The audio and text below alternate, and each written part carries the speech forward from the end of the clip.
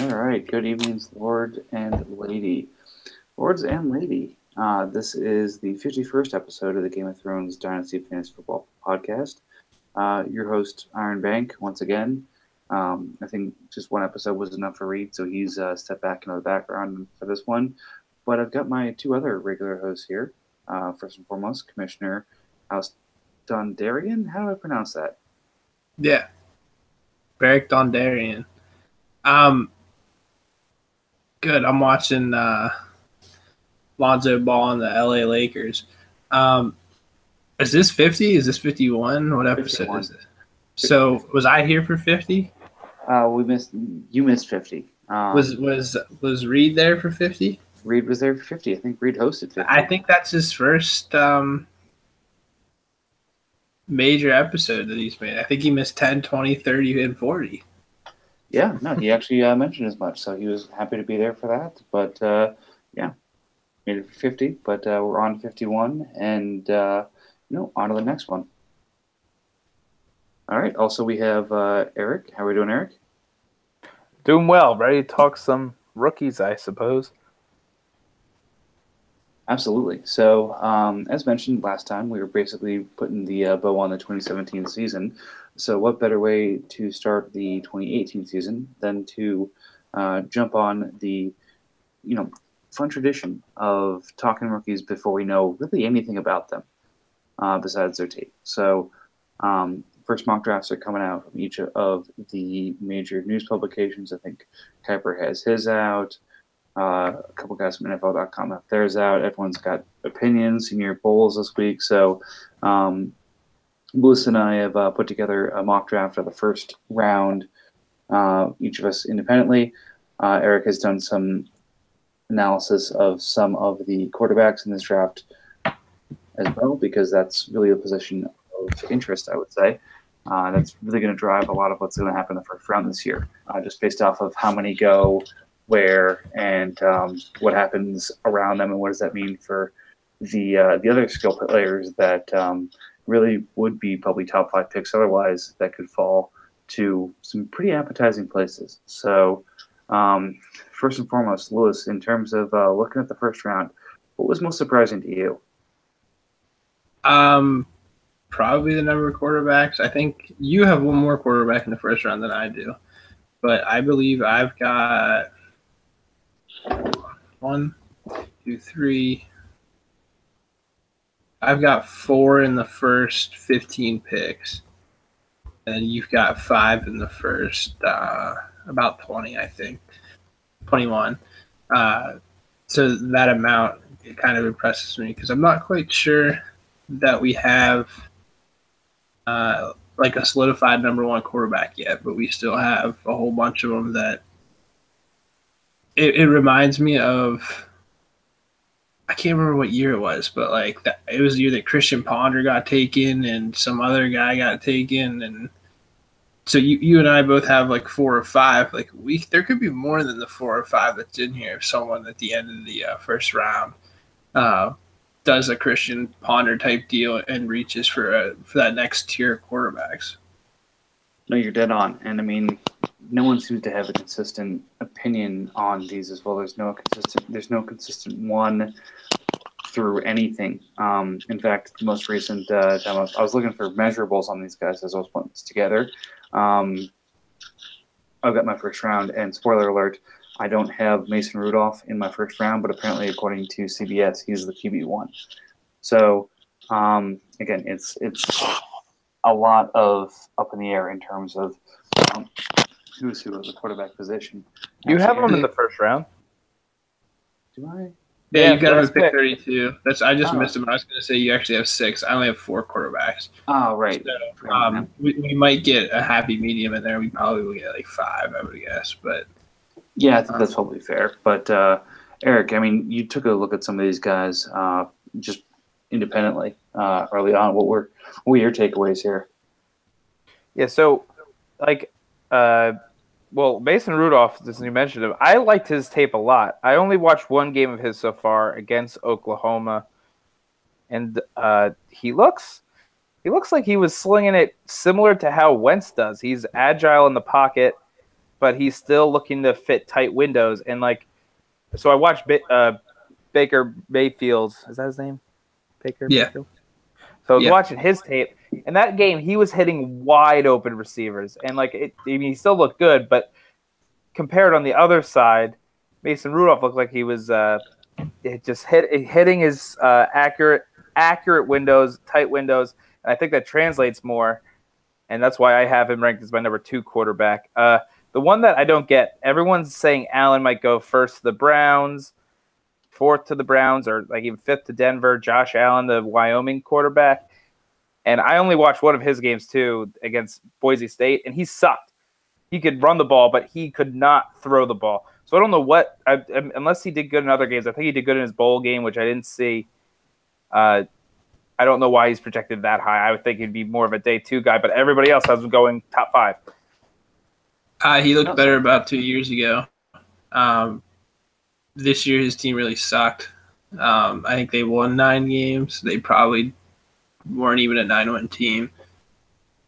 Those wins for them, but this is a guy that had his 2 wide receivers whose names just left me. I mean, they're not big time wide receivers, but in terms of production, they were really big for him last year. So he didn't have any wide receivers this year. But I think him being linked to the 1st round pick is just because none of the other guys want to go in Cleveland, and they've both kind of came out and said we don't want to be in Cleveland. So Josh Allen's really the only one that hasn't said that, and so kind of by default you stick the Browns with that guy because he at least wants to, or at least has an expressed interest in not playing in Cleveland. So yeah, that's actually a great segue to starting things off here. So first overall for Cleveland, I actually do have Josh Allen going to Cleveland. Reason I have that is because looking at who's in charge in Cleveland now, they brought in sort of the old guard brain trust in terms of decision making. And if you look at who the old guard would take as quarterbacks, they're going to take the guys with the measurables, in terms of height, arm strength, things like that. Can they throw the 15-yard out route consistently? And that's one of the few strengths that Allen has is his arm strength.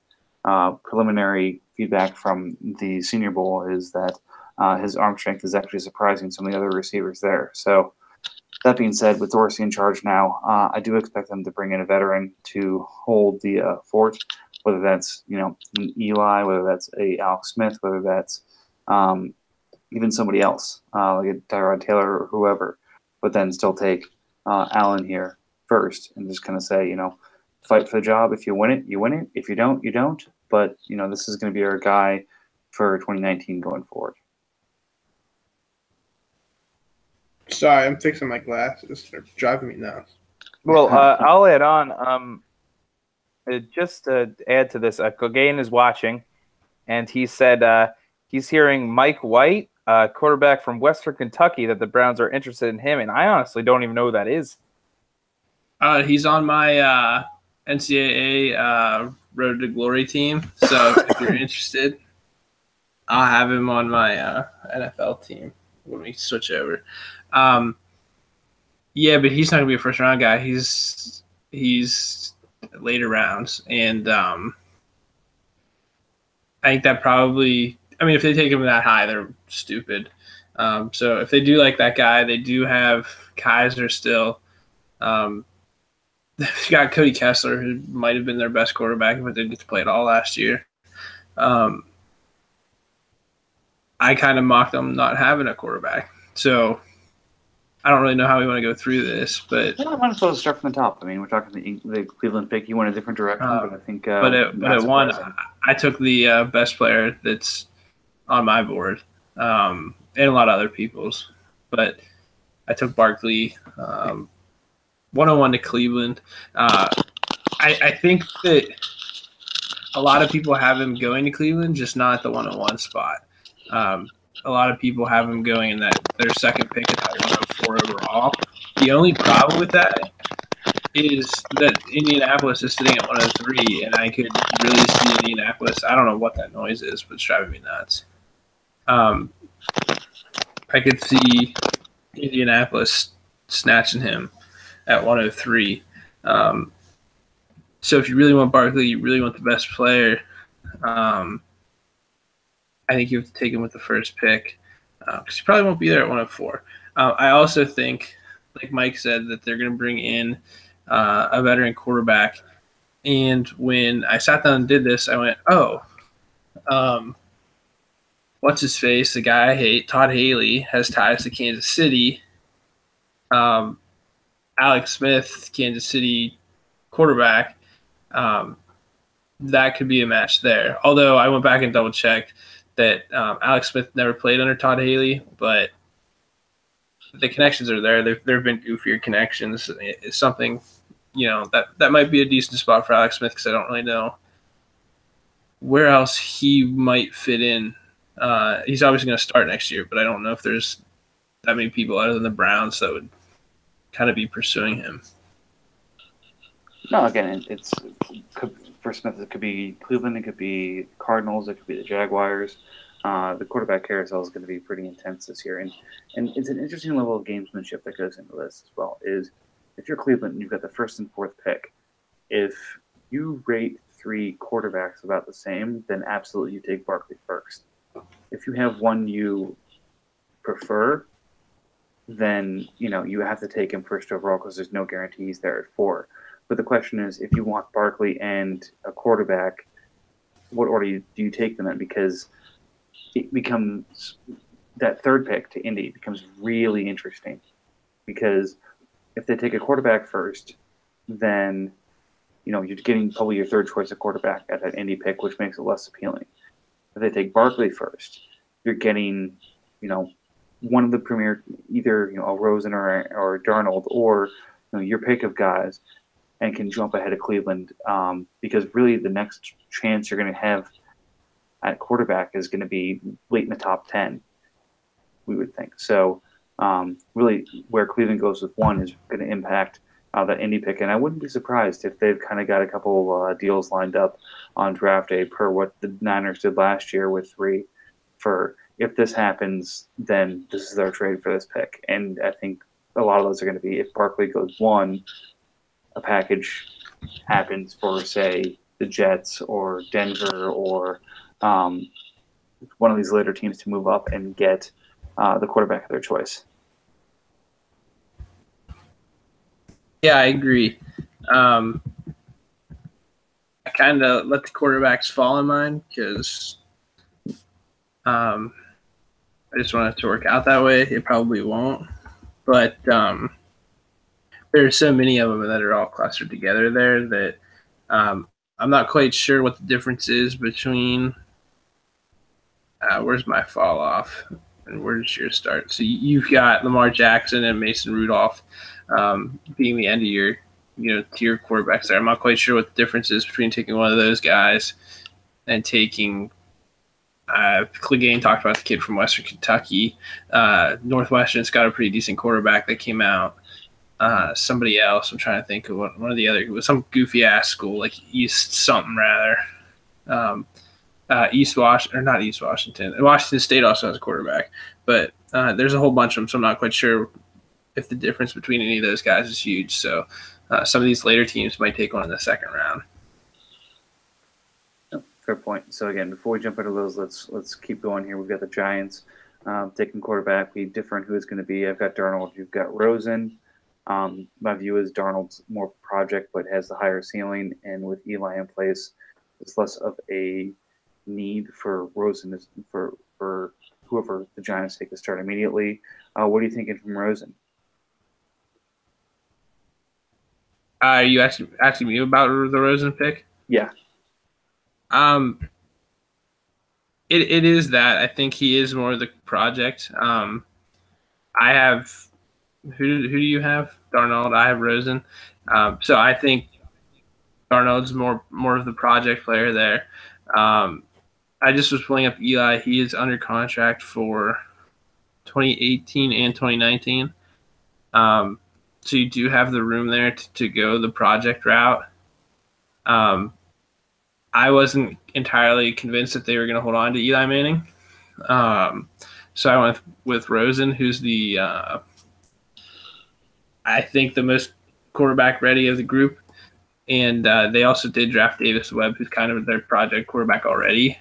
So the better chance to see the field early on, and that might be what the Giants need.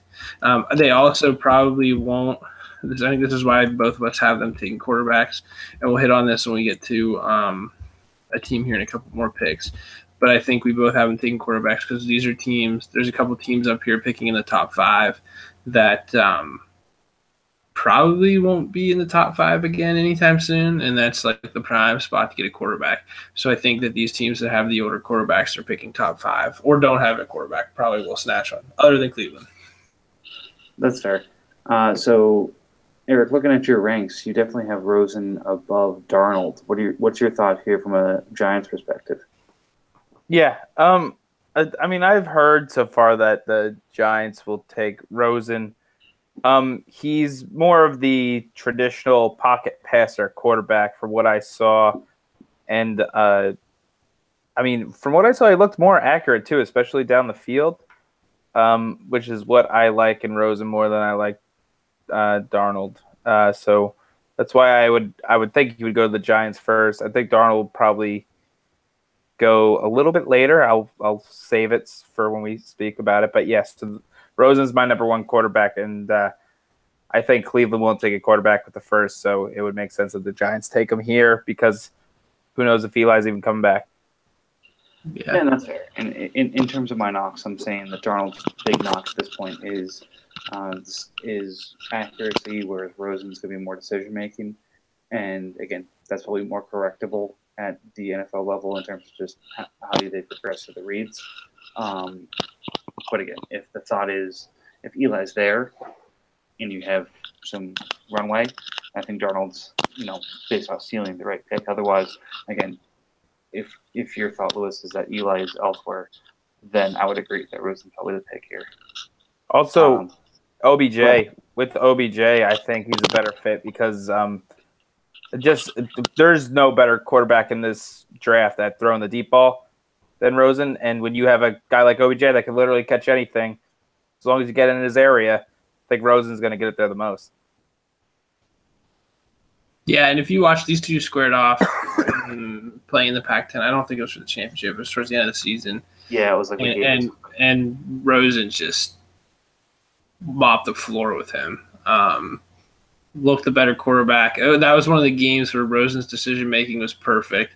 The throws were perfect. The movement was perfect. Like it was just, I mean, you really saw what he could be in that game. There are a couple other of those this year, but not like it needs to be like every single week, and it wasn't every single week with him. But if he can get it to where he's consistent enough, then he's just not only the safe bet, but he could also probably have the most upside. But he's got to, like you said, he's got to read what he's getting right, and that's exactly what you said. Probably the toughest part of playing quarterback in the NFL. Exactly. All right, jumping to 3. You and I both took different parts of the we'll call it the pass game defense. That again, premium positions in the NFL. I have Indianapolis taking Mika Fitzpatrick. You have them taking Bradley Chubb. I took Fitzpatrick, I think, a little bit more because the lack of depth they have at the corner position. There's a question of whether Fitzpatrick profiles more as a safety or as a corner, kind of like Jalen Ramsey a couple years ago. But assuming he does go corner, I think that's the direction that Indy goes. Probably with the top corner on the board. What's your thought thinking Chubb over Fitzpatrick? They're just Barkley and Chubb are my top 2 overall players. Agreed. So with the Colts sitting there, if they don't trade out of that pick, the team is terrible. I mean, there's no talent. I mean, there is talent, but there's no from where that team used to be, like when growing up, and it was Eli Manning, Edgerrin James, Reggie Wayne, the other wide receiver who I can't think of right now. They had Dallas Clark. The defense was Freeney and no, I'm losing this. So it's been Robert too long Mathis. for those guys. Yeah, Mathis. And so when they built that team, the defense wasn't great, but it was really good. And it had Mathis and Freeney, and then it had Bob Sanders in the backfield. They built that defense on the edge rushers, and they haven't had edge rushers in a long, long time there. So when you have a chance to, I mean, Bradley Chubb's a freak show. When you get a chance to grab, something like that, I don't think you can pass on that. There's also, but I think I have 1, 2, 3, 4. I think I have 5 DBs going in the first round, and it could easily be like 7 or 8. And so, with the Colts being at the top of the second round again, they could easily take a corner there, one that should have been in the first round that falls out of the first round. I just think best available player for them because that's what they need. Yeah, I'd agree. Again, I Chubb is definitely in that conversation as well. It's just a question of I know Henry Anderson from Stanford a couple years ago as a guy who is interesting to me there. I think they've got another. I think it was a free agent like Robert Ayers or something like that. They've got on the other side, maybe on a couple years back on that one, but they've got serviceable there. But again, that entire defense needs an overhaul. What Ryan Grigson did to them is criminal. And again, either one of these are going to get an elite talent to build it back up. But moving on to 4, I have Cleveland taking Barkley with their second pick because I ended up having Indy pass on them, which you probably disagree with. You think if Barkley's there, Indy's taking him over Chubb or Fitzpatrick? If I missed the question because I was responding to Evan because I've been drafting his Devy team in some other league because he has no idea what he's doing. If Barkley is there, you have him take going Barkley over Chubb and Fitzpatrick at 4 for Indy. Oh, yes. If Barkley is there, I probably have Indy taking him simply because, they have insider information. So if Andrew Luck is actually going to play and is healthy enough to play and is coming back, I 100% think you have to go get Saquon Barkley. You have to put weapons around Luck. They've tried with a couple of these other late round guys, like Moncrief has basically fallen off the CP flat Earth. Some of those, I don't know who else is even there. Philip Dorsett was a bust. I couldn't tell you who the other wide receivers are on Indy outside of T.Y. Hilton. And he had, a terrible year this year. I understand that Luck's not there. But if he's going to come back and T.Y. Hilton's the only offensive weapon they have, that's going to be a problem. So I absolutely think that they would take Barkley if he was available. Okay. All right. So I have Barkley going to Cleveland. I'm thinking that Indy prioritizes defense over offense. But then you have Cleveland addressing the corner position with Fitzpatrick at 4, probably for a lot of the same reasons. They need to improve that pass defense. They were able to pick up some help, but in McCourty, but they need another guy there in the long term. So makes a lot of sense there. Well, yeah, and Fitzpatrick can also move to safety. So I'm not sure who the hell the Browns safeties are, but I do that. Yeah, but I don't know if he's actually starting on defense. I know at one point he was strictly special teams, and he wasn't a whole lot of. So I don't know, but they do need. Maybe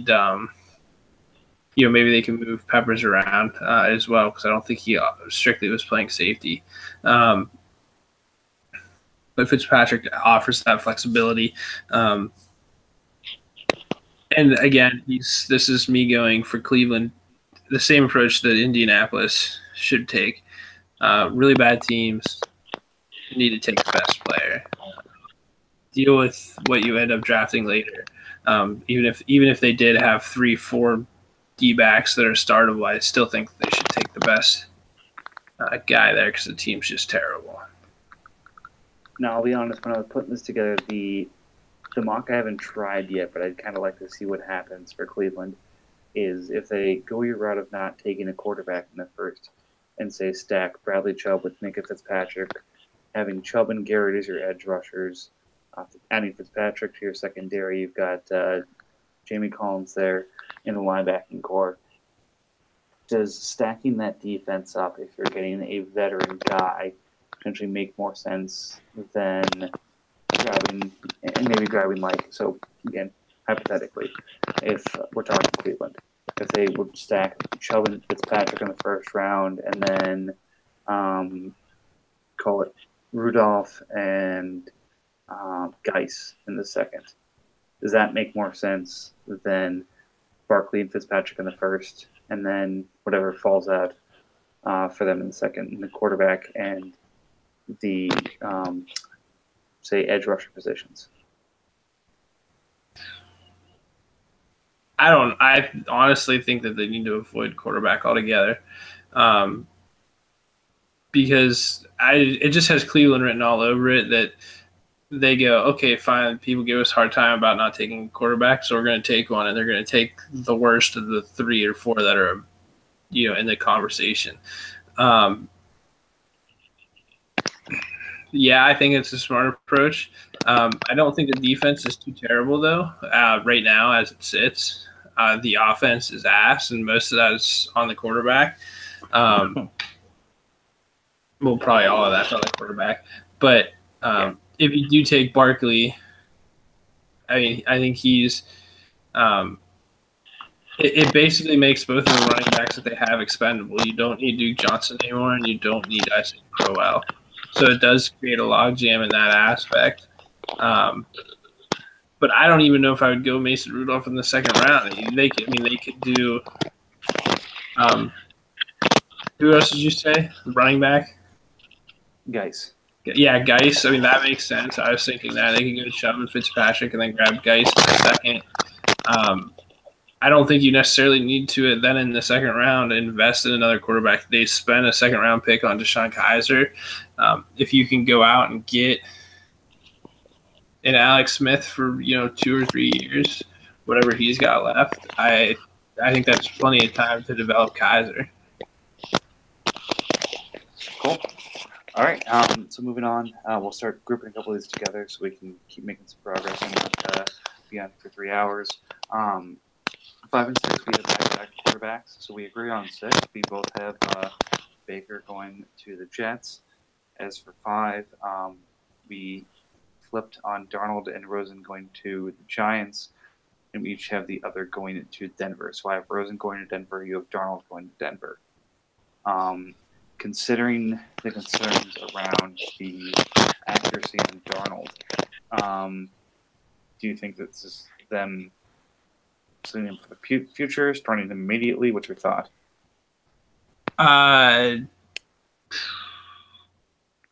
You probably start him immediately, or it's probably one of those things where they say, oh, we won't rush him.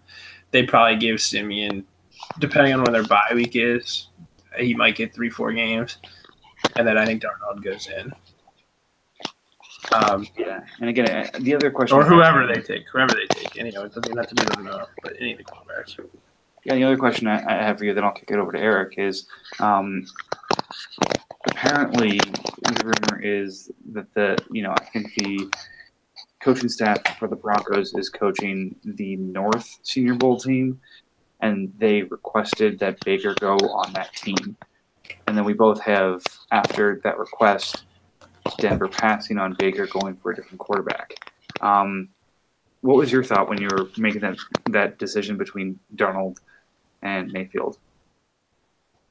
Oops, that's Eric. Go ahead. Yeah, he said Eric. when I was looking between the two, it looks to me like uh, just the systems they ran. I think he's more ready now, and Denver needs a ready now guy. So Darnold's definitely the better fit. Why I think he's better is he looks like he understands the game better. And I know that sounds stupid coming from the other guy who won the Heisman and played really well this year, but it was more of a college system, and Darnold is already adjusted to a what do they call it, a pro style offense. So we'll be able to adjust to Denver's offense with the traditional running back receivers. You got to take a 3-step drop or a 5-step drop and whatnot. So it's definitely an easier transition for Darnold, and they kind of, I don't know, Mayfield isn't a great pure passer. He's got a strong arm, and maybe he develops into it. I think Darnold is better as of now. Yeah, and I mean the thought process for Denver is probably that they don't get to choose between a Darnold or a Rosen, that they probably are gone by the time Denver picks at 5. So that's they're probably identifying Mayfield as the third best quarterback here, and that's where I think both you and I have him, because I don't see where your Josh Allen is. So I have Josh you Allen. got him first. Yeah, so he's my third quarterback, your fourth, but that would be my guess, is the Jets view him as possibly the third best quarterback, and they want to see him because 2 are going to be gone before they pick. No, and again, that's my question is, and when I was looking at this, it's a question of every indication I've seen thus far is that John Elway likes to be the most famous and most important person in his organization, especially at the quarterback position. He had Peyton in there, but again, Peyton at the twilight of his career, so Elway was the guy who brought him in, so still a number one. So I don't see a personality like Baker's fitting well with Elway, but could be wrong. All right, so rounding out the rest of the top 10 here, Tampa, Chicago, and then the Oakland-San Fran coin flip. So let's see here. We both have Quentin Nelson in this range. You have him 7 to Tampa. I have him 8 to. We both have Roquan Smith going to Oakland. And then the two differences is I have Bradley Chubb finally getting taken to Tampa at 7, and Vita Vea at defensive tackle going to San Francisco. You have Calvin Ridley going at 8 to Chicago, and Denzel Ward going to San Francisco at 10. So in terms of this range, I think we both can kind of see why Roquan Smith makes a ton of sense for Oakland. What's your thought on Calvin Ridley going as a top 10 receiver based off of the last couple of receivers who have gone top 10 the last couple of years? And then does he make a ton of sense in Chicago with their new offensive coordinator, Nagy?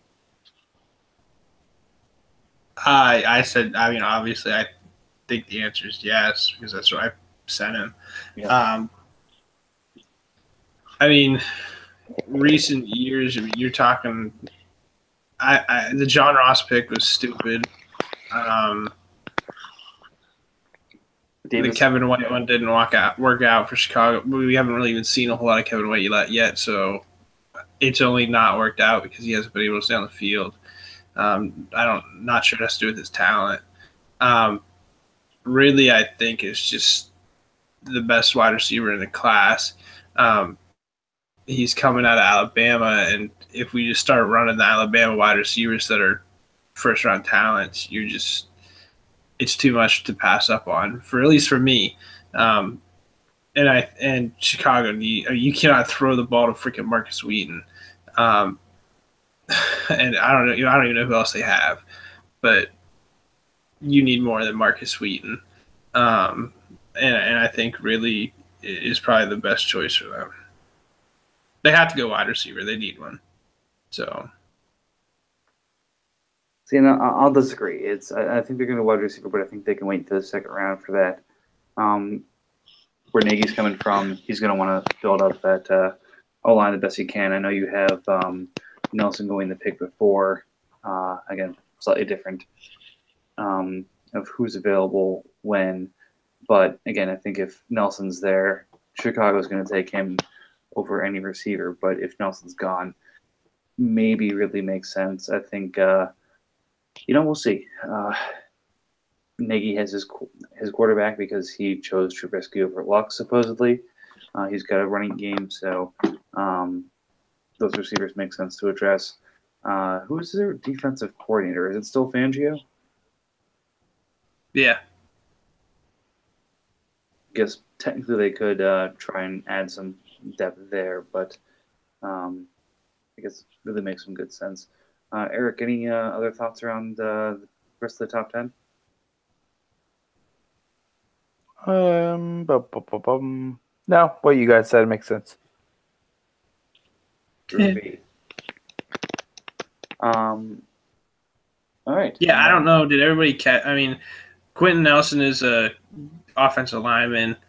Roquan Smith is a linebacker from Georgia, and then he hit on Venta Veo as a D tackle going to San Francisco, and I had a D-back, Denzel Ward, going to San Francisco. So those are probably not names that everybody knows, but yeah, that's again, where those guys play. Ward skipped the bowl game, but again, it's definitely one of those top DB prospects. And as a Niner fan, I'm having images of just having a front four rush of Buckner, Armstead, Thomas, and Vita Veo as a front four, getting pressure on teams without really having to send extra. So just seeing how he required a double team or otherwise he was in the backfield all year, pairing him with what's already there talent-wise just could be too good to pass up. That's also the reason that I picked a corner, because San Francisco has so much freaking invested in that D-line that they've eventually got to start addressing some other needs. So yeah, I'd agree. But anyway, so I think we both went completely different ways with Miami, Cincinnati. Not too different with what Washington or Green Bay. I think we both agreed that Washington needs to address the defensive side of the ball. Green Bay needs to address the defensive side of the ball. The other picks, I don't know. Miami secondary, I thought it was crowded.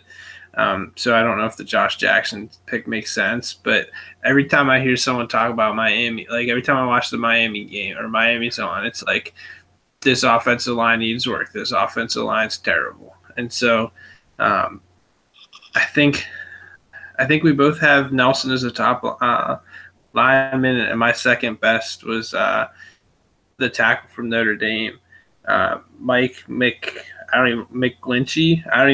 It's McGlinchey. Yep, Mike McGlinchey, Notre Dame. So that's where I stuck him there because their line does suck.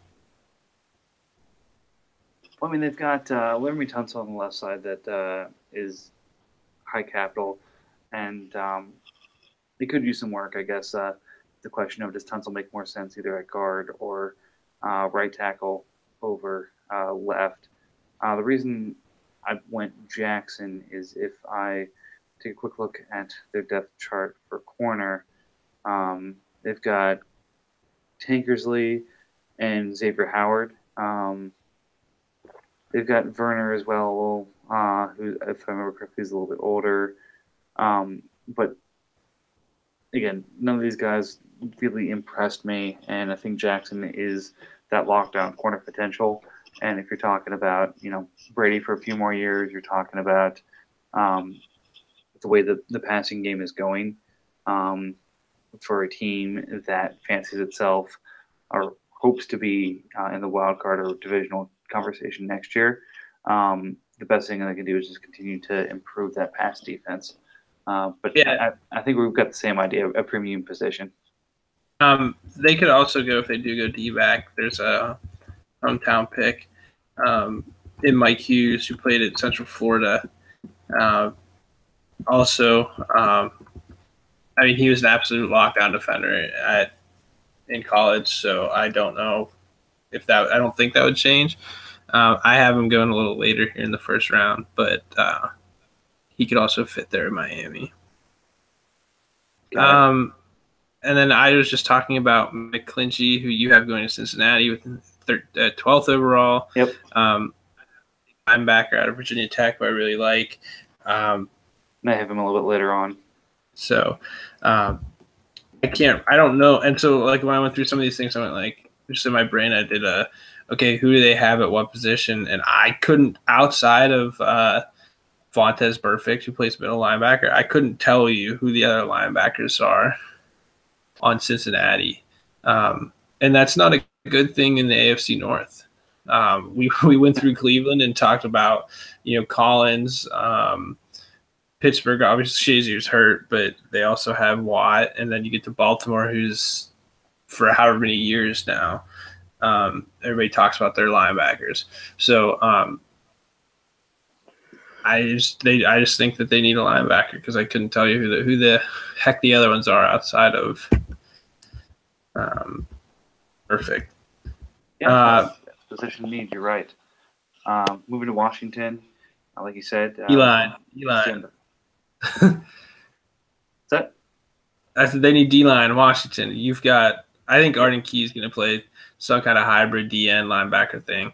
I think it makes a lot of sense. Didn't they draft a DN or a D tackle either this year or last? Yeah, I think they moved him to DN, like a on the ball DN. He played at Alabama, so that's where kind of I'm trying to think what his name is. Maybe I'll Google him. But that's where I stuck with the Alabama theme there of the defensive line, because that Payne dude, every time I freaking watch, he's knocking somebody on their ass or catching the ball and running backwards with it, or picking up he's just always on the ball. So, you think Payne's gonna displace your former boy Ziggy Hood? Yeah. I was thinking, Washington, needs that anchor in the middle, something that they haven't had or tried to get since like the whole Albert Hainsworth thing.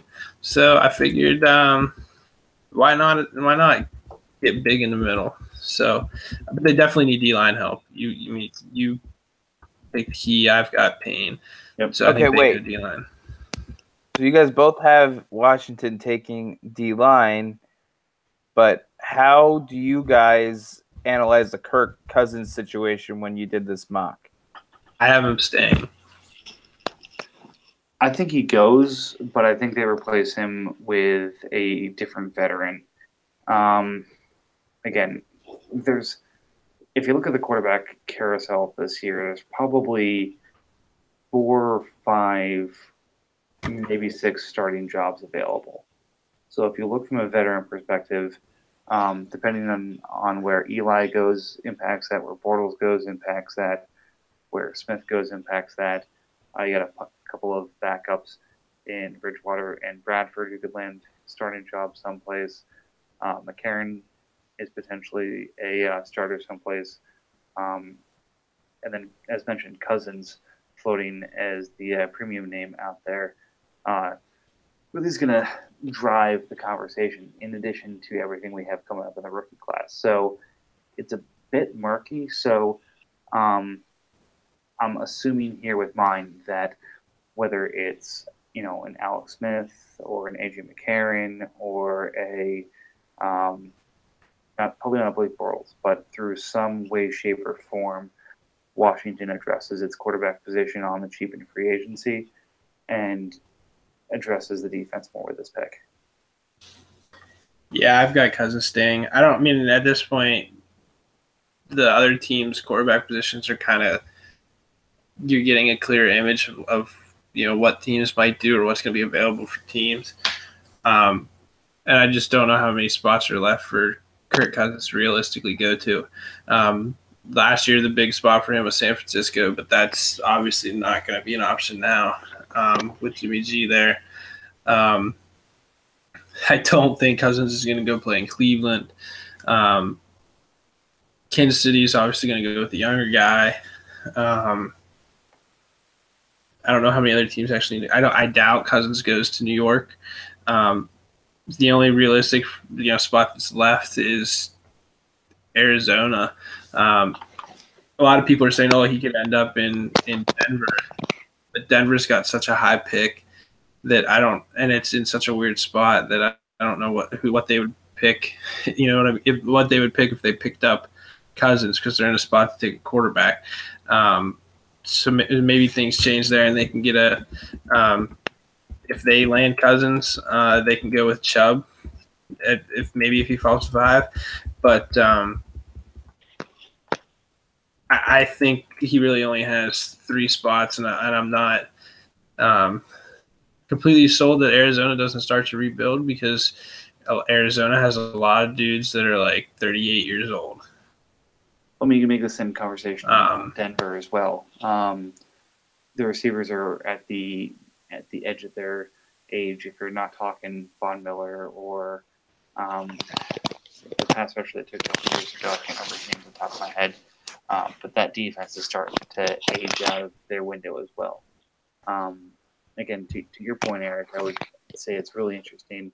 And another reason why I think Barkley's not going first is I think Cleveland's going to take their quarterback at 1, because I think that they're likely going to be getting calls at 4 from a Washington saying we'll give you 13 in our first next year, plus exchange a second for a third to move up to 4 and get a quarterback that we can potentially develop as well. So I think they'll take the same approach that Cleveland will and say, hey, we'll draft a quarterback and then we'll have a veteran on the squad to help us in the near term.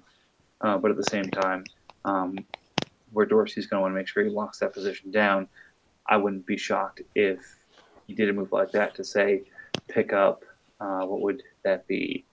It would be, say, 13.45 and a 2019 first for 4 and one of the thirds that Cleveland has. Yeah, I guess I could have. I don't know. I'm not going to talk trade, because it always seems like I always thought the NFL never traded, and last year they traded a whole bunch. So I have no idea what to expect with them in terms of trades. Yeah, no, and it's too early to project that shit. But it's a fair point. But again, I think if there's teams that are looking to trade up, Washington's one of them because of the Cousins situations. You're absolutely right, Eric. Yeah, I don't know if Washington's ever going to trade up again. They got bamboozled on the last one, so they might be blinded there. But I mean, they definitely are in a spot where if run on quarterbacks happens, that they absolutely probably have to move. Yep. But I'm not quite sure with the RG3 thing that they decide to ever move again. At 14, you've got Denzel Ward, who I had going 10 to San Francisco, to help the back end of Green Bay. I've got Sam Hubbard, he's a DN from Ohio State. I can't remember who Green Bay has. I would imagine that they're all old. So, and I really like Hubbard. Do they convert is my question there. They're 3-4 right now. They convert to a 4-3. I see Hubbard making a lot of sense in a 4-3. They've got Nick Perry as an edge currently. Matthews, I can remember over the edge. And O'Rien's a middle linebacker. Eric, who's the Packers DC at this point? Have they hired one? Yeah, they hired what's his name? I don't know. That's why I'm asking you. Yeah. Where the hell is it? But that's my only my hesitation in picking Hubbard. I think Hubbard makes a lot of sense as a 4-3 D end. I don't see him as much as a 3-4 if whoever Mike Patine. That's right. Oh yeah, that's right. My doppelganger, who is the new DC there, and if I remember correctly, he ran the 3-4 in Cleveland. So yeah, he's gonna run a 3-4. If that's the case, I don't see Hubbard as much of a fit there. as a stand-up outside linebacker or probably a 5 or 7 technique D end. But again, I think the corner is a position they need to build depth at. Yeah, I looked at Kuiper's mock, and he has the guy Davenport, 6'6", D end. That makes more sense. I just like Hubbard a lot better. So he's a high motor guy. That just kind of rings Green Bay to me. He's also a white guy, which Green Bay has nice white defensive ends and linebackers. So he just kind of seems like a Green Bay Packer type of a pick. Mm-hmm. Because those kind of happen every once in a while. It seems like the Packers have guys that just seem to be Green Bay Packers. The Steelers have guys that just seem to be Steelers. And I like Sam Hubbard. He's a winner. He's got a high motor. He's pretty damn good. Trying to think of which bowl game it was. I think it was the USC game. He absolutely just drove Darnold insane. So I'm not quite sure it matters if he's playing in a 3-4 or 4-3 because realistically now teams move guys on and off the field and on all over the place anyways that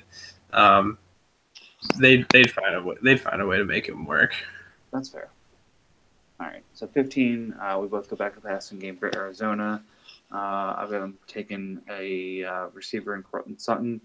You have them taking the next quarterback in Josh Allen. Again, same idea, I think, here. They're rebuilding, and it's a question, what do they rebuild first? Do they add a receiver and maybe try and extend their window a little bit more and let Fitzgerald mentor the next guy? Or is it truly start over, grab the quarterback, and start the rebuild? I mean, I think if you look at where the division is going, it has to be a start over. Seattle is just that defense. Yeah, Seattle's still solid. The Rams are legit. The 49ers look like they're solid. I mean, they're more solid than Arizona. I think they are. I mean, that defense. Russell Wilson's better than anything that Arizona's going to get. The defense is getting older, but I have them, addressing that here in the first round of the mock. So I think Seattle's in a better spot than Arizona. So you're looking at a team in Arizona that's going to be the cellar dweller again of that division. Well, not again, but next year. So if that's the case, and you've got to get a start on it now, because I would not want to risk it and bring in somebody that's a bridge gap quarterback or something like that, because then you're only letting the Rams and Seattle the Rams and the 49ers get a bigger head start than what they've currently already got in terms of youth and cap space and things of that nature. Nope. All right, let's keep it moving here. Rounding up the first half, Baltimore, you have them going back to the Oklahoma well and adding some strength at offensive tackle. I've got back-to-back at wide receiver with James Washington going to Baltimore as a potential next deep threat. All right, 10 seconds on Brown. You want to talk about? No, I just Baltimore needs to get their offensive line together. Just absolute mess this year. So we beat them twice, and that O-line was terrible. Yeah, and my thought with Washington was Wallace is a free agent. Perriman was looking like a bust. They want to throw the ball deep. He's got the deep speed, but he's also got the ability to win contested as well. Chargers. Defense. We both went defense. That offense is stacked. Defense is huge here. Both of these guys are guys that I think both of us like. I like the guy that you've got, and I really like the guy that I've got mocked here, and I know that you really like the guy you've got mocked here because you mocked him to to your team. Yeah, no. So I love Vita. I love the pick. I think he makes a ton of sense for the Chargers, especially in a 4-3 at his 3-4 at his size. Liggett makes a ton of sense at the end, and he can push the pocket as a nose tackle. I took Derwin James. I don't think they realized how much they were going to miss Weddle last year when they cut him. The corners are a pretty good situation, but I think they need another true difference maker at safety there in that defense. Next, again, we went different directions with Seattle. Two biggest weaknesses are how do they back up the defense and what the hell they do with an offensive line in a division where you've got the 3 first-round picks, potentially 4, depending on my mock, that San Francisco's put into their line. The Arizona defense and Aaron Donald had them addressing the interior with Billy Price from Ohio State, center/guard, whereas you've got them restacking that back end if worse comes to worse, and one of their dynamic duo at safety can't return. Derwin James starts there instead. Yeah, that's exactly it. Got to restock the Legion of Boom. I don't have much else to say other than that. I like the Billy Price pick, another Ohio State guy. Seattle definitely needs the line help, but they've been in a spot to address the line help in the last couple of drafts and even in the offseason. They, for some reason, don't want to do it. So I just kind of went with the theme of why start now. At 19 at Dallas, you've got an interesting pick. I went with more of a safe pick. I think they've got a good defense. The offense is there. It just struggled this year. You could tinker and add some toys for Dak. But I think they've got enough on the offensive side of the ball that they really need to address defense, and they could really make, with the emergence of DeMarcus Lawrence, they could really make their pass rush be like filthy. I don't know who their outside linebackers are. This is another team. This is the same thing with Cincinnati. I can't think of the linebackers. I've got Sean Lee and Jalen Smith up the middle, are alternating there, or however they're doing that. Because I think they run a 4-3 now. I think they run a 4-3. Which had a couple years. So I don't know where Smith went in the 4-3. I don't know if they split time or what the deal is, but they obviously need an outside linebacker because I can't think of who their outside linebackers are. So I went with Harold Landry out of Boston College, who's really good. I could see him going DN to go on the opposite side of DeMarcus Lawrence, and for me, the best available would be Marcus Davenport, who Eric hit on. This could also be a really nice spot for Sam Hubbard, who I had going a couple picks higher. He might fit in there at Dallas just because they might go, okay, enough of drafting the idiot defensive ends. Let's get a solid guy, high motor guy. So he could be a good fit in Dallas. But I'll let you talk about your pick at Dallas because you've got it seems to be a pretty hot take. Yeah, no. So I have them taking Calvin Ridley. So again, I think this assumes that Des Bryant is still there. Ridley's strength has been in route running, but a little bit undersized in terms of weight. I think it would make a ton of sense for him being that true number 2 because Terrence Williams isn't getting it done. I like what Switzer and Beasley are doing in the slots, but they need a real number 2 there, especially with other folks getting up in age. So it would give Ridley a chance to kind of come in like Juju did with Antonio, but come in to Dez as that number 2 and give Dak some real weapons there and some real threats for the NFC East corners to really have to deal with. So the past has really been shutting down Dez and controlling Witten, and the passing game can be controlled, assuming Zeke is on suspension or otherwise. This adds one more dynamic piece to that offense to truly open things up. Yeah, and I think you and I have a different viewpoint on the wide receiver class. It'll be interesting to monitor that going up to the draft. But I currently have it as Ridley, and then that's like the wide receiver tier 1. Ridley is in it, and it's by himself. And then there's a whole bunch of guys that are jammed together there, which is why I don't think I do have one other. I have Sutton at the top of the next group. He also might be at the bottom of that tier with Ridley. But I don't have any of the other wide receivers mocked into the first round. And with that happening, that leaves you, I don't know how many wide receivers get drafted, but I would guess probably like 20 or so that you can pick from in the second round and have a pretty good chance of hitting on a wide receiver there.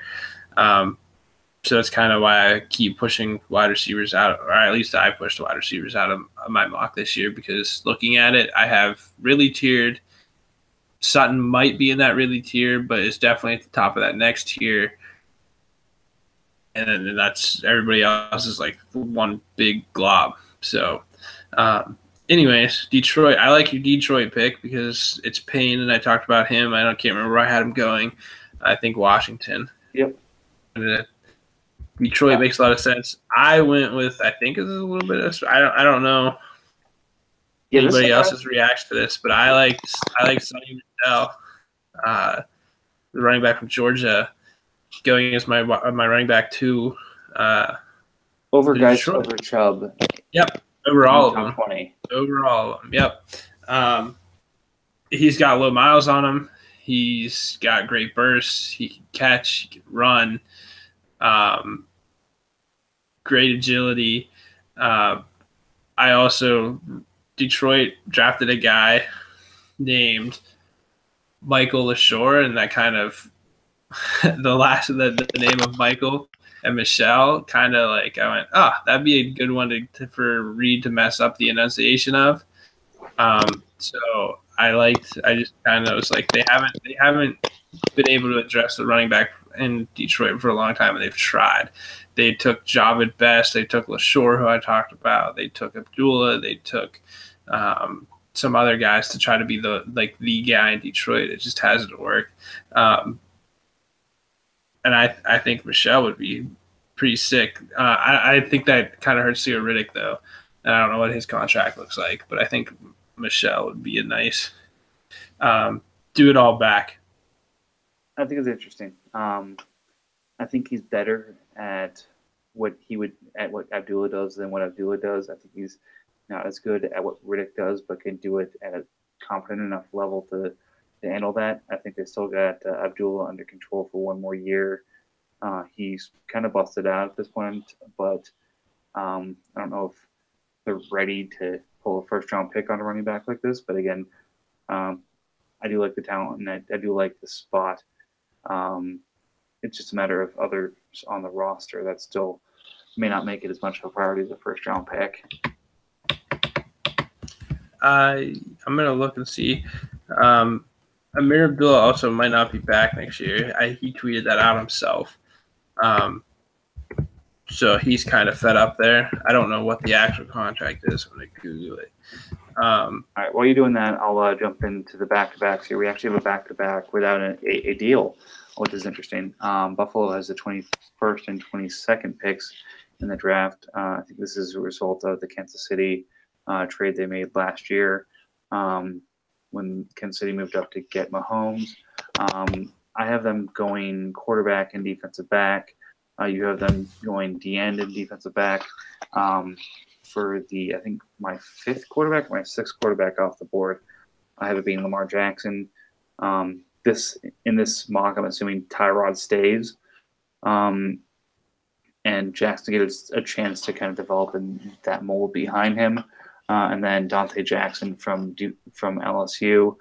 I think they were really pleased with Tre'Davious White last year, and I believe he was an LSU corner. Not necessarily saying that LSU is, they're going to stick to potential schools, but I know that there's sort of some preferences in different GM departments, and based off of the success they had with Tre'Davious, I could see them dipping back into the well with Dante. Yeah, I forgot about Tyrod, so he's got a buyout. So he might answer a quarterback situation in some of these other teams we talked about. Mm-hmm. But I don't see him leaving Buffalo. I like him. I think Buffalo just sucks so much ass that he just looks terrible there sometimes. And it's not him. I think it's them. But I think one way to fix that is to go defense, which is what I did. I went Marcus Davenport, who we talked about a little bit here because you had him earlier. I talked about him as a potential pick in Dallas, but I think he'd be sick in Buffalo. He's 6'6", speed rusher. He's really freaking good. So he'd look good on the edge there. Then I followed it up with another pick, a D-back. Same reason as you. They need somebody on the other side of Tre'Davious White. And I went with Joshua Jackson, who is my top corner, if you don't count Fitzpatrick as a corner, because I think he's going to play safety. And I think you have him as your top corner, but you have him going way higher. Yeah, Miami at 11, so I think that makes a ton of sense there. So I think if he's available for Buffalo, they've got to take him.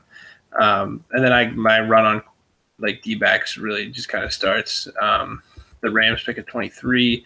I have them taking Mike Hughes, who I talked about out of Central Florida. Makes sense for a pick for Miami at 11, but he's a shutdown corner.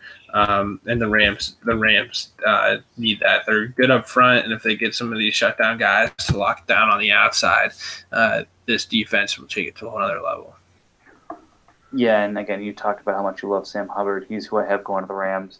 I think Barwin was a bit of a disappointment for them this year, not necessarily living up to the expectations they had there. I think they'll lock down that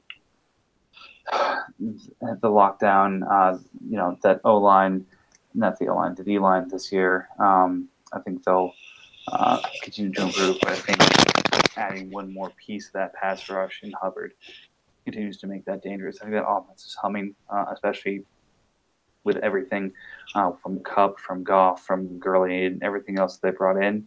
And there's not really a piece I see here that makes a ton of sense for them to add for the offense. If we're talking defense, especially if they bring back, I think it's Johnson, and again, Aaron Donald anchoring that D-line, adding Hubbard as another solid pass rusher on that D-line, kind of keeping with the Philly model of having depth but having multiple places where that pass rush can come from. Yeah, and at 24 and 25 to Carolina and Tennessee, respectively. You have Carlton Davis, D-back, Auburn. I have him. You have him going to Carolina. I have him going to Tennessee, the next pick. So the only difference there is I have Carolina taking Billy Price. You had Seattle taken a little bit earlier. I think Carolina had their last year getting their toys, so I think they have to go to the trenches a little bit this year, protect Cam Newton. You got him the weapons. Now you just got to give him the time to use those weapons. And Billy Price can play just about anywhere on the offensive line. So watching him at Ohio State, he'd be a good fit pretty much anywhere that needs offensive line help. So I'm not quite sure he falls to 24 in Carolina, but my little mock here, he did. And then at 25, Tennessee, I obviously have Carlton Davis. You've got another D-back, but a safety in Justin Reed from Stanford. So I think we both agree that Tennessee's defense took steps this year. I guess it got a little better, but it's freaking terrible. So they need help on the back end. Yeah, agreed. And I think that they made a big acquisition of Cyprian, but he underwhelmed as well. Reed's older brother Eric is in San Francisco, so I think he's got some awareness of the game, and he played well for Stanford. So I think he makes a decent amount of sense here. I do like Davis, but I think again they've got to look at the back of the defense before they start going forward. But and then we actually agree on a pick at 26, which is interesting because it's rare that you match this late. We both have Isaiah Oliver from Colorado, defensive back, that they look to add some talent on the other side of Trufant. Then 27, we went different directions with New Orleans.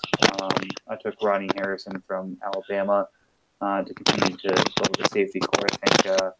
I think with their season ended, show that they still need to invest in that position a little bit more. You went from the offensive position with Cortland Sutton. Yeah, there's nothing at wide receiver in New Orleans behind Michael Thomas. Willie Snead is hot garbage. Ted Ginn's pretty good, but he's 32, going to be 33, I think. one of the other guys, I can't remember who the other wide receiver is. I think he's an unrestricted free agent, or he's restricted. I can't remember, but either way, he's a free agent, and probably leaves. And it's not like those guys are super good anyways. Cortland Sutton could be just as beastly as Michael Thomas, and if that's the case, and can produce right out the gate because he's a big, strong dude. So he shouldn't have any issues producing out of the gate. And kind of pick New Orleans needs because if you look at where their team was this past year and what they drafted and what production they got from their draft picks, it was just ridiculous. Kamara, Lattimore. So they're in a spot where they need some guys to just come in and produce. And I think Sutton will do that. No, that's fair. I mean, I think they had a D lineman that produced very well, and then even though he did miss the tackle on Diggs in the NFC divisional, Williams did have a pretty good year at safety. So I'm thinking that they just need to continue building there as well. But again, going back to the offense and building out that passing game after years of investing in the defense and lines makes sense. On to your favorite team here. I went different directions here. You started with the defense. I went back to the offense. Rashaan Evans, is this a vote that it's time to replace Shazier? This is I'm scared about Shazier and not. I mean, you can't assume that he's. I can't. No, I don't think anybody can assume that he's going to come back and play. Yeah. He's been optimistic, but they just got exposed with that. Now Evans is a little bit different of a player than Shazier, so maybe I haven't looked too deep. I would really like Roquan Smith, but he's not going to fall this far. No. I mean, I guess he could, but I doubt he does. If they can identify a Shazier light linebacker, he's probably the pick. But they've got to address the middle linebacker because there's nothing behind Shazier, and it exposed them against Jacksonville. The Patriots exposed them on that. They couldn't get a linebacker to cover a running back out of the backfield on a screen. It's driving me nuts, or across the middle. So I think they absolutely have to go linebacker. But again, that's one of the – I can't remember what team I talked – with Andrew Luck. So it's one of those things. If you have the team insider info, if he's not coming back next year, they absolutely have to take a linebacker first round, which sucks because this was finally the year like they don't have to take anything. And they could have gotten their quarterback to replace Ben down the road sitting in this spot. And now they don't get that opportunity because they're going to have to address a hole via injury, which kind of sucks. But anyways, you've got Mark Andrews. I like him. I'm just not sure what that tight end's what they need. I don't think they really need anything on offense. If it goes offense, I think it's going to be quarterback. I would love to see Lamar Jackson. I think it would be insane. The offense is ridiculous now, and if you get Lamar Jackson a year or two to sit, and if you can keep the other guys and have Lamar Jackson and Le'Veon Bell and Antonio Brown and Juju Smith, and it would just be a circus. I think it would be great. It'd be awesome. It'd be completely different than Steelers football. So we'd have to get somebody that's really creative, which will never happen. But I just think that would be this thing on turf, even though Heinz Field is terrible grass and mud, not turf. Yeah, but again, my thought with Mark Andrews is I'm thinking back to the most successful Steelers teams, the 9-10 years of Heath. Before that, I'm blanking on some of their names, but that big guy to go over the middle and pull the ball down, big target, tight end who can also block. This is around the range. I think it was either 28 or 30 or someone there where they picked up Heath from Virginia. So I think they tried with Jesse James. He's not exactly what they're looking for. They tried with Vance McDonald. He's not exactly what they're looking for. I think Andrews is very complete, show what he can do in that role for Mayfield, just in terms of who Pittsburgh is and their ability to win now. I think adding a guy like Andrews is the piece that can help move them over the top, considering, and I know this is a little bit raw still for you, Lewis, if James holds on to the ball, then this is a completely different setup here because you guys are playing Tennessee, Jacksonville is going to New England in the divisionals, and then assuming everything holds, New England's coming to you guys for the AFC Championship. Yeah, I agree. It's a whole bunch of woulda, coulda, shoulda seasons. We also, I don't know who, we had a terrible loss. I don't know who it was. Can't think off the top of my head. But Either way. you and But yeah, again, you like this guy too because you've got him going to Jacksonville next pick. Well, I've got Orlando Brown finally coming off the board.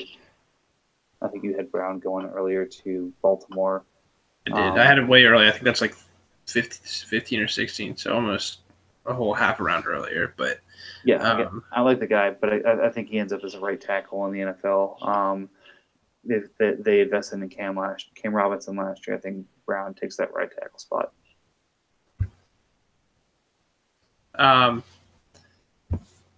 Yeah, I agree. I think that's why I sent him to Baltimore, because I think their whole line sucks. So it doesn't matter if he ends up at left or right. They need a tackle. Agreed. Minnesota, you've got, I think it's Isaiah Wynn, who is Georgia. I've got him going Brian O'Neill, who's a O tackle, probably could kick in to guard. I don't know what Minnesota's. It was pretty good this year, and I think this is just more of a luxury pick. Move the right with a team that's got a pretty solid, defense. Outside of the home stadium, they were a little weak, but really solid defense. Really solid wide receivers, solid tight ends, really solid running backs. Quarterback's really the only other question mark, but someone said that they might tag Keenum, which would be interesting. So I think offensive line was just like the easy, just keep bulking up the offensive line. I think that's a mistake. Dallas kind of got away from that, and it hurt them this year a little bit. And I did the same thing with Philly. Just bulk up the offensive line while you can, especially in this draft, which has a lot of really good defensive guys, that these offensive tackles kind of fell.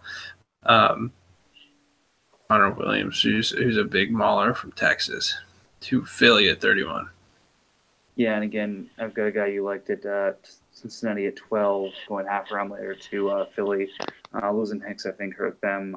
They've overcome a good amount because of their depth, but given the chance to add to Hicks at that linebacker position, they won't turn it up.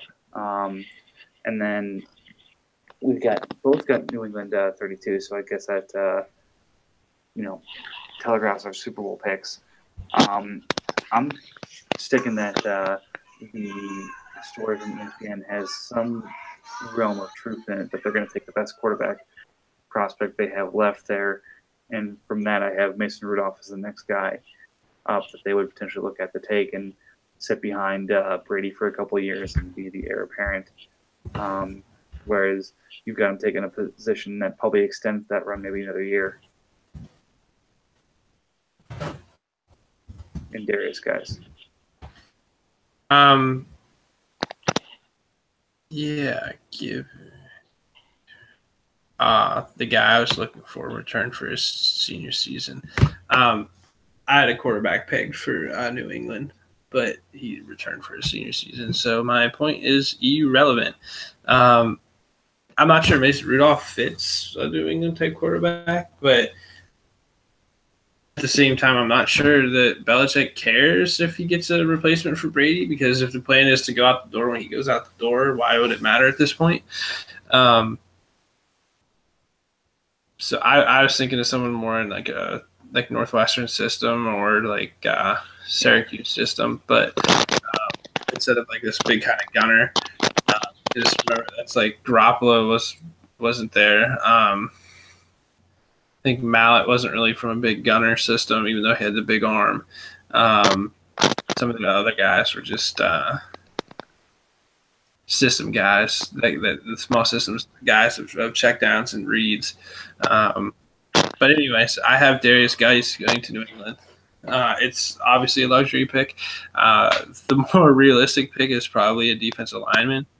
I have a couple. I think Rashad Green from USC is a good pick.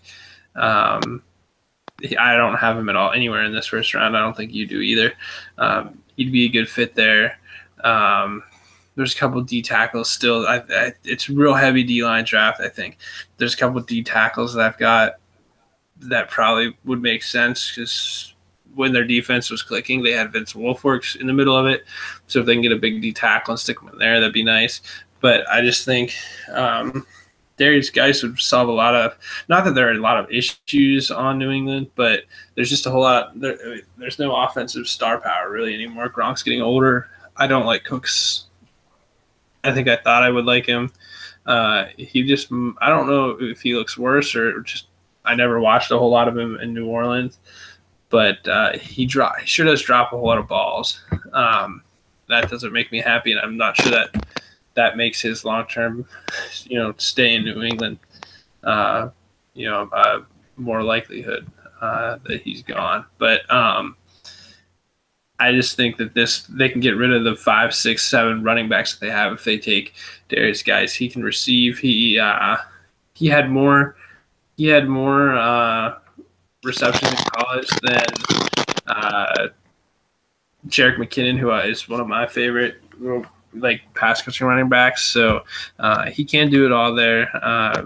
And I also read that, and I hope so. This is kind of like my Homer Town thing, like stay away from Le'Veon Bell, because Le'Veon Bell is talking about holding out or coming back. And so one of the things Steelers, I mean, there's a real heavy argument here amongst the reporters that are here, the Pittsburgh guys. Do you tag him again and put like the absurd, like if someone gives you I think the compensation for Bell would be 2 firsts, you tag him, but then the price is ridiculously high, and say, okay, see it, because he did skip out on practice and a walkthrough. He did miss the entire offseason last year, and he's obviously going to do it again if he does get his contract. And it's not like Pittsburgh wasn't trying to make. I mean, I think they offered him a deal that gave him 12 or 14 mil per year, and he doesn't want. He wants more.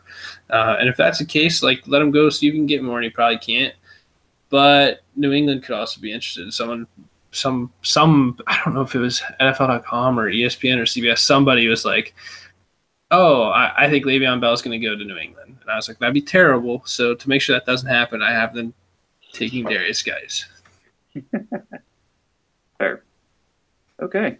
Well, we're through the 32. Finally. I think it took us about hour and a half. Definitely one of our longer episodes. Eric is hanging himself out that week. Yeah, I'm tired. And you've got the cat that you're playing with here. Just stop playing up the swan. Yeah, she comes and eats my cords, so I had to pick her up and rub her so she doesn't eat my cords. That's fair. All right, so my computer's about to die because I'm at 5% battery because we've been going for so long. So kind of think of closing thoughts here. Eric, you've been a good sport and chiming in a little bit here. What are your final thoughts as for the episode? Yeah, there's going to be something that happens next week, and all this is going to be irrelevant. All your picks are going to be wrong, and we'll have to do it again. Eric, I have a question for you. So, Mike has 6 quarterbacks in the first round. I've got 4. Where are you going to place the over/under on quarterbacks drafted in the first round? Well, you have to think that the over/under would be in between 4 and 6. Thanks for taking a strong position here. Thanks, bud. So appreciate it. The question is it 5 exactly, or do you do 4.5 or 5.5? Those are your 3 options. I think because of all the quarterback situations, and I think the like you guys said with the receivers, I would set it at 5.5 because I think there's a good chance that 5 quarterbacks get chosen. All right.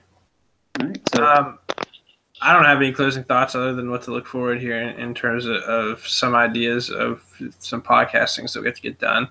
I have at least 1, maybe 2 Game of Thrones like rookie first round mock drafts left in me in terms of mocking current picks or current first round picks to teams and those players.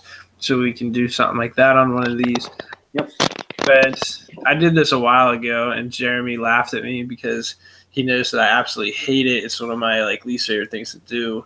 But I did it super early this year, and that was to generate the schedule for next year. So I've already gotten that out of the way, and it is generated, and so we can go through that and kind of piece together maybe what some teams are looking like for next year in terms of matchups and divisions. There are some toughies out there. I can tell you that there are some tough. I think there are some teams that have a real tough go next year. So we can hit on that in a podcast. So those are probably 2, maybe 3 different podcasts that we have between now and whenever we get to them. No, definitely. So, again, lots of good stuff that we're going to be hitting on over the next couple of months. Don't tune out. Don't check out. Keep active in the league, because next thing you know, it's going to be rookie draft time. And, again, you don't want to be trying to get back up to speed with everything going on in the league, who's got what and where at that time. So for the Iron Bank, Lewis of House, Dondarrion, and the Children of the Forest, I want to say thanks for tuning in, and have a great night.